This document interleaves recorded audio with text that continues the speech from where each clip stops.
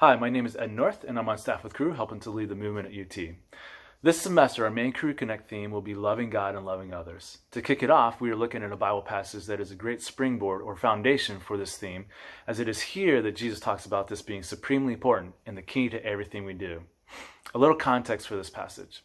It starts off by saying that some of the religious leaders were debating with Jesus. Now, it was common practice for the philosophers and religious leaders of that day to sit around and talk about the big ideas of the day, and for these teachers and religious leaders, in a sense, to have their top 10 list of thoughts and rankings of the laws.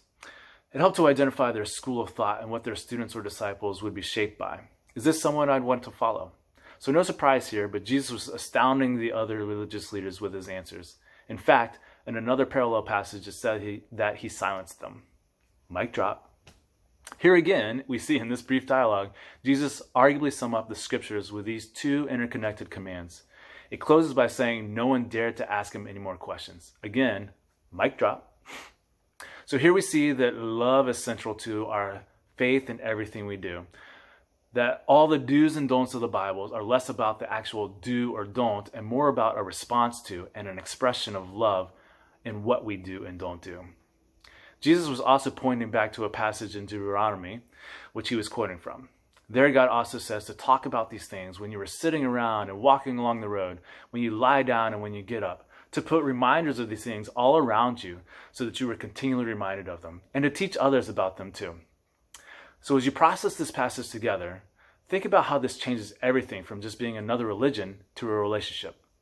How does this impact your thoughts and emotions regarding our behavior? And how can you keep this always before you and help others to know and experience God's love? After you leave here, I hope and pray that this is what you keep coming back to. As Jesus said, these are the greatest commandments, and that everything else hangs on them. So continue to grow in your understanding of what it means to love as God intended.